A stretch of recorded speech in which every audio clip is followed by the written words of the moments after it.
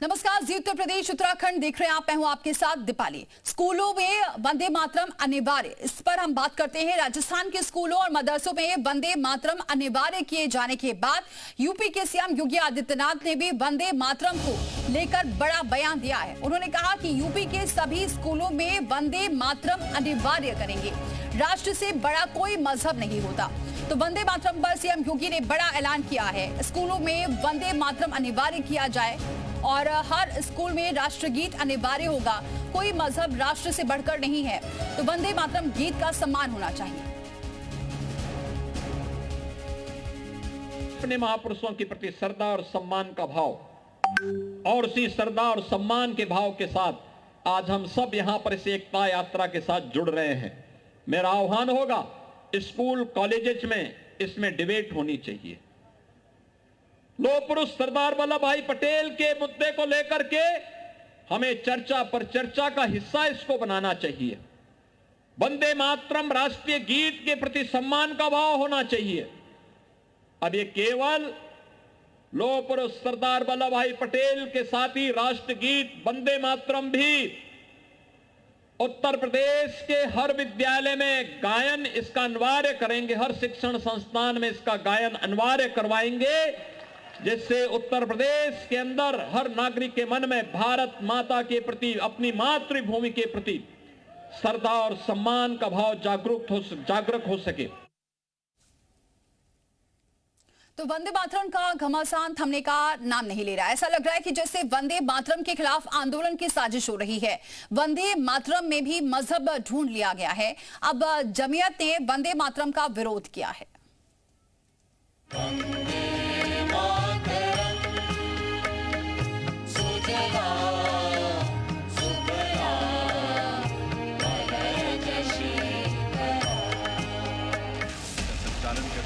राष्ट्रीय गीत के 150 साल पूरे होने का एक तरफ जश्न मनाया जा रहा है, तो दूसरी तरफ ऐसा लग रहा है जैसे वंदे मातरम के खिलाफ आंदोलन की साजिश रची जा रही हो। वंदे मातरम पर पीएम मोदी के बयान के बाद छिड़ा घमासान थमने का नाम नहीं ले रहा। वंदे मातरम के इस विभाजन ने देश के विभाजन के बीज भी बो दिए थे। राष्ट्र निर्माण का ये महामंत्र, इसके साथ ये अन्याय क्यों हुआ, ये आज की पीढ़ी को भी जानना जरूरी है, क्योंकि वही विभाजनकारी सोच देश के लिए आज भी चुनौती बनी हुई है। जमीयत उलेमा हिंद के अध्यक्ष मौलाना महमूद मदनी ने पीएम मोदी के बयान की आलोचना करते हुए पीएम मोदी के दावे को ऐतिहासिक तथ्यों के विपरीत और भ्रामक बताया। मौलाना महमूद मदनी ने कहा, वंदे मातरम के शेष पदों में मातृभूमि को देवी दुर्गा के रूप में पूजने की भावनाएं शामिल हैं, जो इस्लामी आस्था से मेल नहीं खाती। वंदे मातरम को स्कूलों में अनिवार्य करना मुसलमानों की धार्मिक स्वतंत्रता का उल्लंघन है। मुसलमान केवल एक ईश्वर की इबादत करते हैं। इस गीत का अनिवार्य पाठ उनकी धार्मिक मान्यता के खिलाफ है। जमीयत ही नहीं, इससे पहले सपा सांसद जियाउर रहमान बर्क भी वंदे मातरम का विरोध कर चुके हैं। बर्क के बयान पर फिल्म निर्माता अमित जॉनी ने कड़ा ऐतराज जाहिर किया है। जनगण मनगण हमारे देश का राष्ट्रगान है, हम सम्मान भी करते हैं और हम खड़े होकर के हम दिल से गाते भी हैं, लेकिन वो राष्ट्रगान नहीं है, राष्ट्रगीत है। और उसके लिए हमें कोई बाध्य, कोई हमें नहीं कर सकता, कोई हमें बाउंड नहीं कर सकता कि हम उसको गाएं। जियाउर रहमान बर्क ये भी वंदे मातरम का विरोध कर रहे हैं, तो सही कहा किसी ने कि सांप के यहाँ सपोला ही पैदा होता है, तो और क्या उम्मीद इनसे की जा सकती है। मुझे तो उन हिंदुओं पे शर्म आती है जिन्होंने सेकुलरिज्म के चक्कर में ऐसे लोगों को संभल में सांसद बनाया। खुद को मजहब का ठेकेदार या मुस्लिम समाज की नुमाइंदगी करने वाले लोग वंदे मातरम को मजहब के खिलाफ बता रहे हैं। जो गीत आजादी के दीवानों के लिए मर मिटने का मंत्र था, उसे एक समुदाय को आखिर दिक्कत क्यों है? क्यों उसके खिलाफ आंदोलन जैसी साजिश हो रही है? ब्यूरो रिपोर्ट, जी मीडिया। और चलिए इसी पर चर्चा करते हैं। तमाम मेहमान हमारे साथ जुड़ चुके हैं। नाजिम खान जी हमारे साथ जुड़ चुके हैं, मुस्लिम स्कॉलर है। बहुत स्वागत है नाजिम खान जी हमारे साथ जुड़ने के लिए। इसके अलावा हमारे साथ जुड़ चुके हैं बीजेपी के प्रवक्ता रत्नाकर सिंह जी। बहुत स्वागत है रत्नाकर सिंह जी आपका भी हमारे साथ जुड़ने के लिए। अभिषेक वाजपेयी जी हमारे साथ जुड़ चुके हैं, सपा प्रवक्ता है। बहुत स्वागत है अभिषेक वाजपेयी जी आपका भी हमारे साथ जुड़ने के लिए। सबसे पहले रुक करते हैं क्योंकि इससे दिक्कत हो रही है मुस्लिम समुदाय के कई लोगों को, जिसका जिक्र भी हमने अभी पैकेज में आपको दिखाया। नाजिम खान जी, वंदे मातरम अगर स्कूलों में अनिवार्य किया जा रहा है तो क्या दिक्कत है? हाँ दीपाली जी, देखिए हमारा राष्ट्रगीत है, देखिए हम सम्मान करते हैं भाई। राष्ट्रगीत आप अनिवार्य करें, ठीक है कि बिल्कुल कीजिए, लेकिन उसके साथ साथ भारत का संविधान, जो हम सब भारत का संविधान पढ़ते हैं, उसको भी आप हर स्कूल के अंदर अनिवार्य कर दीजिए, ताकि हर बच्चा जब देश में एजुकेशन प्राप्त करके निकले तो वो अपने संविधान की बातें करे। तो ये संविधान भी वहां पर लागू होना चाहिए। और दूसरी बात यह कि स्कूलों की तो बात हो रही है, क्या कॉन्वेंट जो स्कूल हैं क्या उनमें भी ये अनिवार्य होगा राष्ट्रगीत? इसका भी थोड़ा सा पता होना चाहिए। लेकिन जब यहां पर आती है राष्ट्रगीत की, तो हाजी नाजिम खान बड़े सम्मान के साथ खड़ा होकर अपने राष्ट्रगीत सुनता है, क्योंकि मेरा राष्ट्रगीत है। लेकिन अगर आपको यह पता हो कि राष्ट्रगीत के नाम पर अगर आप जबरदस्ती किसी के ऊपर थोपेंगे, तो सुप्रीम कोर्ट का भी आदेश था कि सुप्रीम कोर्ट ने कहा था कि आप जबरदस्ती किसी के ऊपर थोप नहीं सकते जब तक वो खुद ना अपनी मर्जी से ना अपनाए। लेकिन यहां पर सुप्रीम कोर्ट की जो बातें हैं उनको भी अनदेखा करने की कोशिश करी जा रही है। देखिए हम लोगों को राष्ट्रगीत में कोई दिक्कत नहीं है, लेकिन हम सम्मान करते हैं। लेकिन अगर आप हमसे जबरदस्ती अगर कहेंगे कि आप बोलिए, और दूसरी बात एक और, यहां पर भारत के अंदर जिन्ना कौन है? जिन्ना कोई नहीं है। जो जिन्ना था उसको भारत के मुसलमानों ने लात मारकर इस मुल्क से बाहर कर दिया था और गांधी जी का मुल्क चुना था। अल्लाह का शुक्र अदा करता हूं कि मेरे बुजुर्गों ने गांधी जी का मुल्क चुना। और देखिए मैं अल्लाह का शुक्र अदा करता हूं दीपाली जी की भारत की इस पाक सरजमी की मिट्टी से मैं पैदा हुआ, और इंशाल्लाह एक वक्त ऐसा आएगा कि इसी भारत की पाक सरजमी की मिट्टी में मैं दफन भी हो जाऊंगा। यानी एक मां की कोख से पैदा हुआ और दूसरी मां की कोख में मैं सो जाऊंगा। देखिए आपने कितनी अच्छी बात कही, एक मां की कोख से पैदा हुआ और एक मां की कोख से आपकी मृत्यु भी होगी। लेकिन सबसे बड़ी बात यह है कि आप तो खुद ही सम्मान कर रहे हैं, लेकिन फिर क्यों इस पर आपत्ति हो रही है? अगर राष्ट्रगीत गाया जाता है, बच्चों को राष्ट्र के प्रति उनका जो भाव है उनको पता चले, तो इसमें क्या आपत्ति हो सकती है? लेकिन खैर मैं आपके पास लौटूंगी। अभिषेक जी का रुख करती हूँ। अभिषेक जी, आपको भी आपत्ति है या फिर ये फैसला सही मान रहे हैं इसे आप? धन्यवाद दीपाली जी। सबसे बड़ी बात यह है कि ये योगी जी ने जो मुद्दा बताया, अभी जिन्ना की बात कही, आखिर योगी जी ये क्यों नहीं मानते, क्यों नहीं समझते कि जिन्ना जी इस भारतवर्ष का हिस्सा नहीं है? कब तक आप जिन्ना के नाम पे वोट मांगते रहेंगे, लोगों को भड़काते अभिषेक जी, अभी तो ये बात हो रही है वंदे मातरम जो अनिवार्य किया जा रहा है स्कूलों में, इसको लेकर जिक्र छिड़ रहा है। सुन लीजिए पहले मुझे, देखिए आपने प्रश्न पूछा है तो मुझे पूरा समय दीजिए जी। अगर आप कहती रहेंगी तो उससे बात नहीं बनेगी। कब तक योगी जी इन सब बातों को लेकर के चलते रहेंगे? बिहार चुनाव तो जाहिर सी बात है कहीं ना कहीं बयानबाजी करेंगे, स्टंट करेंगे, तभी तो लोगों को चुनाव मिलेगा, तभी तो लोगों का वोट मिलेगा इनको। क्यों नहीं योगी जी आज रोजगार के मुद्दे पर बात करते हैं? क्यों नहीं महिला सुरक्षा के मुद्दे पर बात करते हैं? क्यों नहीं स्वास्थ्य के मुद्दे पर बात करते हैं? वो भी इस वजह से बात नहीं करते हैं क्योंकि उनको लोगों के वोट चाहिए, हिंदू के वोट चाहिए, ताकि हिंदू मुस्लिम हो सके, पोलराइजेशन हो सके। इस वजह से आखिर जिन्ना का मुद्दा कहां पे आ गया? कौन देश को, क्या एपीजे अब्दुल कलाम थे या जितने भी मुसलमान भाइयों ने इस देश के लिए खून बहाया है, क्या वो इस देश के मुसलमान नहीं है? देखिए अभिषेक जी, देखिए फिर मैं आपको रोकूंगी तो आप कहेंगे कि मैं बोल रही हूँ, लेकिन मैं आपको इसलिए रोक रही हूँ क्योंकि यहाँ हम बात कर रहे हैं जो वंदे मातरम अनिवार्य करने की, स्कूलों में जो अनिवार्य करने की बात कर रहे हैं, इसको आप क्या देख रहे हैं, कैसे देख रहे हैं? क्या अनिवार्य करना चाहिए? क्या सभी स्कूलों में? और जैसा कि हाजिम नाजिम जी बोल रहे हैं कि क्या ये सरकारी स्कूलों में है या फिर कॉन्वेंट स्कूल में भी इसको लागू करना चाहिए, इसको लेकर आपकी क्या प्रतिक्रिया है? देखिए मैं तो ये मानता हूं कि जितनी भी चीजें सब अनिवार्य करनी चाहिए, चाहे वो उर्दू पढ़ाने से लेकर के हो, हमें बिल्कुल दूसरे धर्म का ज्ञान होना चाहिए, हमें वंदे मातरम का भी चीजें होनी चाहिए, हमें सिखों के बारे में भी जानकारी होनी चाहिए। हर एक चीज को लेकर के आप विद्यालयों में आइए। लेकिन जैसे हमारे भाई ने कहा, मैं बिल्कुल सहमत हूं कि आप क्या सुप्रीम कोर्ट के अगेंस्ट जाना चाहते हैं? एक बात। दूसरी बात कि जो आप बात कर रहे हैं, कॉन्वेंट स्कूल की एजुकेशन होती है वो बिल्कुल अलग पैटर्न पे होती है।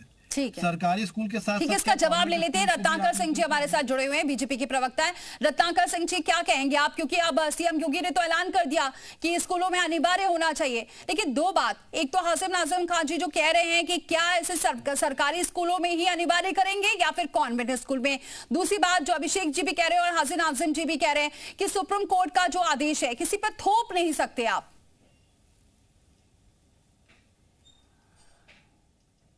रत्नाकर जी,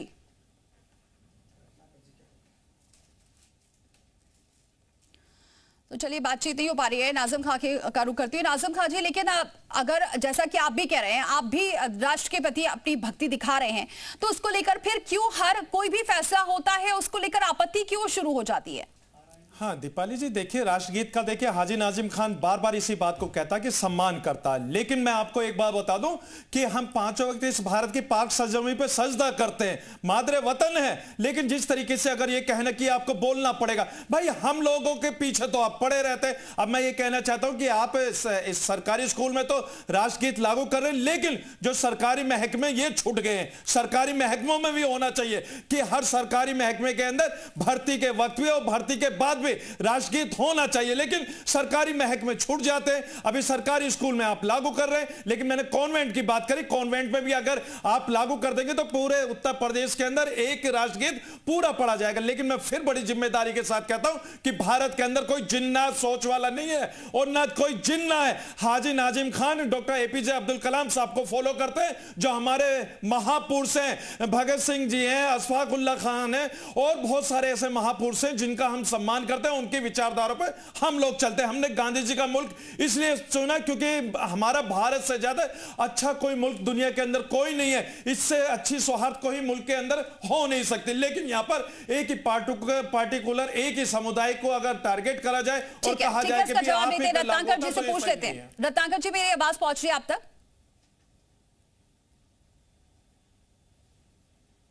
रत्नाकर जी, आवाज आ रही है मेरी आप तक? तो देखिए बातचीत ही नहीं हो पा रही है, कुछ नेटवर्क इशू लगता है समझ में आ रहा है। एक बार फिर से अभिषेक जी का रुख करती हूँ। अभिषेक जी, अब हाजिम नाजिम खान की बात से कितना सहमत है आप है, क्योंकि उनका ये कहना है कि अब सिर्फ स्कूलों में तो शुरू कर रहे हैं, लेकिन सरकारी कार्यालय सभी कार्यालयों में भी होना चाहिए और शुरुआत हुई है तो फिर सब जगह ही होना चाहिए वंदे मातरम। देखिए मैं पूर्णतया सहमत हूँ और सबसे बड़ी बात आप इस बात को समझिए ना कि राष्ट्रगान एक अलग चीज है, देशभक्ति एक अलग चीज है, उसमें किसी में जगाया नहीं जाता, वो स्वयं जागृत होती है। और आपको बहुत सारी चीजें मुद्दे पड़े हैं। आखिर योगी जी को बात करना तो कुछ और मुद्दों पे बात कर सकते हैं ना। आखिर वो जिन्ना पे क्यों लेकर के आ रहे हैं या राष्ट्रगान पे क्यों लेकर के आ रहे हैं, या किसी जब सभा में जाते हैं तो वो इन सब मुद्दों पे क्यों बात करते हैं। वो क्यों नहीं बात करते हैं कि हमने आज 7 साल 8 साल होने को आगे हमने लखनऊ से आगे मेट्रो का विस्तार नहीं किया हुआ है। वो क्यों नहीं बात करते कि हमने स्वास्थ्य सेवाओं पे जनता जनार्दन को क्या दिया है। वो क्यों नहीं बात करते हैं कि 10-90 में काम करने वाली महिला तक को हम सुरक्षा नहीं दे पा रहे हैं। वो क्यों नहीं बात करते हैं कि जो शिक्षा माफिया इनके ऊपर तो बात कर रहे हैं। बिहार में विधानसभा चुनाव जब चल रहा है नहीं बात कर रहे हैं। बिहार में अभी कुछ ही नहीं, कहीं पे भी नहीं। बाहर जब कहीं पे जाते तो कटेंगे तो बटेंगे जैसे नारों का उपयोग करते हैं। बुलडोजर माफिया की बात करते तो वो क्यों नहीं अपने यहाँ के लोगों को बात करते कि जब अयोध्या में जो मेयर थे उनके ऊपर बाकायदा आरोप लगे थे जमीन हथियाने का और जबरन रजिस्ट्री करवाने का, क्या उनके घर के ऊपर बुलडोजर चला? विकास यही एक 3 फॉर्मूला है उनके पास। आप इस बात को क्यों नहीं समझ रही? उत्तर प्रदेश की राजधानी लखनऊ में जो 8 साल पूरे होने को भारतीय जनता पार्टी के आ गए हैं, वो मेट्रो तक का विस्तार नहीं कर पा रही है। आज अमर उजाला आप खोल करके देखिए, उसमें पेपर में आपको दिख जाएगा, बाकायदा फोटो दिख जाएगी कि कृष्णा नगर में एक छोटा सा लोगों ने लकड़ी का पुल बनाया है जो मेन राजधानी लखनऊ में आवा चौराहे के पास में है, वीवीआईपी मार्ग के बगल में है। देखिए अभिषेक जी, ये तो दावा कर रहे हैं बीजेपी कि हमने तो एक्सप्रेस वे दे दिया, हमने तो रोजगार दे दिया, हमने इतनी नियुक्तियां दे रहे हैं। आज उत्तर प्रदेश $1 ट्रिलियन के करीब पहुंच रहा है। अच्छा एक बात बताइए, आप एक्सप्रेसवे की बात कर रही हैं, आपको याद होगा आप सब लोगों ने बहुत बड़ा एडवर्टीजमेंट चलाया था। बुंदेलखंड एक्सप्रेसवे का नाम आपने सुना है ना? अभिषेक जी, क्योंकि आपने बहुत सवाल किए, एक बार फिर से देखते हैं कि क्या नेटवर्क प्रॉब्लम सॉल्व हो गई हो। तो रत्नाकर जी का रुख करती हूँ। रत्नाकर जी, मेरी आवाज मिल रही है आप तक? जी से उद्घाटन करवाया था, उसका क्या हुआ? पहली बार में ही बह गया। अभी आप, मैं कहता हूं अपने किसी एंकर को आप भेजिए, उसको देखिए कि क्या क्या स्थिति है वहां की। वहां की स्थिति क्या है आपको अच्छे से पता चल जाएगा। एक बार रोड पे कोई जा करके तो देखे। ठीक है, लेकिन अभी ये विकास का दावा तो बीजेपी खैर बहरहाल हर जगह कर ही रही है कि तस्वीर एक मॉडल के रूप में पेश किया जा रहा है। खैर नाजिम खान जी, अब ये एक तरफ तो उत्तर प्रदेश के विकास की भी बात की जा रही है, लेकिन बार बार ये भी मुद्दे आ रहे हैं, जैसे कि वंदे मातरम का मुद्दा आया, जिन्ना का मुद्दा भी छिड़ गया, या फिर क्यों ऐसा लग रहा है कि एक ही समुदाय को टारगेट कर रही है बीजेपी? आपको ऐसा क्यों महसूस हो रहा है? हाँ दीपाली जी, देखिए मैंने कहा कि राष्ट्रगीत की बात होती है तो देखिए हमारे लिए सम्मानित बात है। और देखिए जब अगर बात यहाँ पे आती है कि मुद्दों की भी, देखिए मेरे अभिषेक भाई बिल्कुल सही कह रहे हैं, यहाँ पर रोजगार का भी मुद्दा होना चाहिए, महिलाओं की सुरक्षा को लेकर भी बात होनी चाहिए। और देखिए हाजी नाजिम खान ने तो कहा कि जब आप राष्ट्रगीत की बात कर रहे हैं तो यहाँ पे हर कॉलेज के अंदर और स्कूल के अंदर यहाँ पे संविधान लागू भी करना चाहिए। एक मिनट, एक सेकंड, शुरुआत जो होती है वो जो नींव होती है वो तो स्कूल से होती है, और अगर स्कूल से इसमें सीएम योगी ने या किसी ने ये तो नहीं कहा कि मुस्लिम के बच्चे बोलेंगे, ईसाई के बच्चे नहीं बोलेंगे, तो सबके लिए है, सबके लिए देश भावना को जगाने वाली बात है, तो इसमें क्या दिक्कत है? हाँ दीपाली जी, मैं ये कहना चाहता हूं कि क्या राष्ट्रगीत पढ़ते हैं, हम बोलते हैं, क्या उससे देशभक्ति साबित करने की ये कोशिश कर रहे हैं? अरे देशभक्ति हमारे दिलों के अंदर है और राष्ट्रगीत का हम सम्मान करते हैं। और देखिए मैं तो सुप्रीम कोर्ट की गाइडलाइन का ही पालन करता हूं, क्योंकि मैं संवैधानिक मुल्क में रहता हूं और संविधान को मानता हूं और संविधान के तहत हर बात को रखता हूं। ठीक है हाजी नाजिम जी, आपके की भी बहुत सारे सवाल हैं और अभिषेक जी के भी सवाल हैं, क्योंकि अब रत्नाकर जी फोन लाइन पर जुड़ चुके हैं। रत्नाकर जी, बहुत सारे सवाल आ रहे हैं ये कि बीजेपी ने ये ऐलान तो कर दिया, सीएम योगी ने कह तो दिया कि वंदे मातरम जो गीत है वो अनिवार्य होना चाहिए, लेकिन क्या इसे थोपा जा रहा है? देखिए, जो ये लोग कह रहे हैं कि इसको थोपा जा रहा है और जो लोग ये आरोप लगा रहे हैं कि मुसलमानों के ऊपर अत्याचार किया जा रहा है, ये वही लोग हैं जो कट्टरपंथी हैं, जो इस्लामिक मान्यताओं को हमारे राष्ट्र प्रेम से बड़ा मानते हैं। ये वही लोग हैं जो मजहब को राष्ट्र से बड़ा। रत्नाकर जी, उनका कहना है कि वो सम्मान करते हैं, लेकिन क्या और कोई मुद्दे नहीं है? हर बात पर राष्ट्र की बात क्यों आ जा रही है? पूछना चाहता हूँ, मैं हमारे मित्र से कहना चाहता हूँ कि आप वही पार्टी के लोग हैं ना जो देश की आजादी के समय अंग्रेजों की मुक्ति। ठीक है अभिषेक जी, अब रत्नाकर जी बड़े मुश्किल से जुड़ पाए हैं, अब उनसे थोड़ा जवाब ले लेते हैं। हाँ बोलिए रत्नाकर जी। देखिए, राष्ट्रगीत अगर स्कूलों में गाया जाता है तो यह निश्चित रूप से एक अच्छी बात है, इसमें विरोध करने का कोई औचित्य ही नहीं है। और ये राष्ट्रगीत तब लिखा गया बंकिम चंद्र चट्टोपाध्याय द्वारा जब देशभक्ति की भावना जनता में जगानी थी, जब राष्ट्र गौरव जो है बढ़ाना था, अंग्रेजों के खिलाफ हमको सारे लोगों को संगठित करना था। सभी मुस्लिम हो चाहे हिंदू हो, सब लोग संगठित होकर इस राष्ट्रगीत को गाए। लेकिन आज विरोध क्यों किया जा रहा है? आज विरोध इसलिए किया जा रहा है क्योंकि जिन्ना ने पहली बार इस गीत को कहा कि इस्लामिक मान्यताओं के खिलाफ है, और वही जिन्ना को मानने वाले ऐसे कट्टरपंथी लोग आज राष्ट्रगीत गाने का विरोध कर रहे हैं और कह रहे हैं कि ये हमारे ऊपर थोपा जा रहा है। रत्नाकर जी, आज आपको लगता है अभी स्थिति ऐसी देश की ऐसी आ गई है, अभी लोगों को जरूरत है राष्ट्रभक्ति के लिए जगाने की? उस वक्त और अब में कितना अंतर है? आने वाली पीढ़ियों को जो स्कूलों में पढ़ रही हैं, उनके अंदर राष्ट्रभक्ति की भावना जगाना ये हमारा परम कर्तव्य है। और राष्ट्रीय गीत के माध्यम से आपके मुंह से अच्छी नहीं लगती राष्ट्रीय भावना आपके मुंह से अच्छी नहीं लगती है राष्ट्रभक्ति की भावना। भारतीय जनता पार्टी की सरकार करेगी। अभिषेक जी, आपके मुंह से राष्ट्रभक्ति की भावना अच्छी नहीं लगती है? जिन्होंने हमेशा देश के लिए गद्दारी वाला काम किया है, जिन्होंने अंग्रेजों के माफीनामे लिखे हुए हैं, आप बात करते हैं। आप मुझे बता दीजिए क्या जरूरत पड़ गई? क्या जरूरत पड़ गई आपको? क्या जरूरत पड़ गई आज जिन्ना की मदद लेने की? क्योंकि बिहार में चुनाव इस वजह से आप जिन्ना हिंदू मुस्लिम लेकर के आना चाहते हैं। आपका सुपड़ा साफ होने वाला इस वजह से आप हिंदू और आज संविधान का मुस्लिम का बंटवारा चाहते हैं। द्वारा मापदंड आप अपनाते हैं, द्वारा मापदंड अपनाना भूल जाइए, मत अपनाइए द्वारा मापदंड। आप राम मंदिर का विरोध करते हैं जबकि वह संवैधानिक तरीके से राम मंदिर बनाया गया है। आज आप संविधान का हवाला देते हैं। ठीक है, बहस बहुत बड़ी। रत्नाकर जी, एक सवाल ये भी था हाजिम नाजिम का हमारे साथ जो मुस्लिम स्कॉलर जुड़े उनका कहना है कि क्या ये आप सिर्फ सरकारी स्कूलों में ही लागू करेंगे या फिर कॉन्वेंट स्कूल में, और उनका ये भी कहना है कि जब आप अनिवार्य ही कर रहे हैं तो फिर सरकारी दफ्तरों, ऑफिस, हर जगह ही ये लागू करना चाहिए, अनिवार्य करना चाहिए। देखिए, अब इनको इनके हिसाब से तो सरकार अपना काम करेगी नहीं। निश्चित रूप से हमारे नौनिहाल जो हमारे देश के भविष्य है उनको राष्ट्र नहीं तो देश के भविष्य कॉन्वेंट स्कूल में भी है। इस तरह का राष्ट्रगीत जो है हम निश्चित रूप से अनिवार्य करेंगे और आने वाले नौनिहाल जो इस देश के भविष्य है उनको राष्ट्र की भावना से ओतप्रोत करेंगे। हाजिर नाज़िम जी। हाँ रत्नाकर जी, जो देश का भविष्य बन चुके हैं उनके बारे में आप क्या करना चाह रहे हैं? अरे भाई आप नौनिहाल की तो बात कर रहे हैं, जो यंग है उसके बारे में भी तो आप सोचिए। लेकिन आप सिर्फ और सिर्फ जिस तरीके की गुमराही वाली बात करने की कोशिश करते हैं, भाई देश को संविधान से चलने दीजिए। आप लोग आप अपने तरीके से जिस तरीके की बात करना चाहते हैं। हाजी नाजिम खान एक भारतीय मुस्लिम है, उसने अपनी बात को रखी तो आपने कहा कि इनकी तरीके से नहीं चलेगा। तो भाई ये देश की सम्मानित जनता नहीं आपको उस कुर्सी को हटाना है, और देश की सम्मानित जनता की बात अगर आप नहीं सुनेंगे तो आप सोच लीजिए आने वाले वक्त में सम्मानित जनता आपको इस कुर्सी से हटा भी सकती है। आने वाले वक्त में क्या होगा? हाजिर नाज़िम जी, मैं आपको रोकना चाहूंगी, आप सभी को रोकना चाहूंगी क्योंकि मेरे पास वक्त इतना ही है। लेकिन बहुत बहुत शुक्रिया आप सभी का हमारे साथ जुड़ने के लिए, चर्चा में शामिल होने के लिए।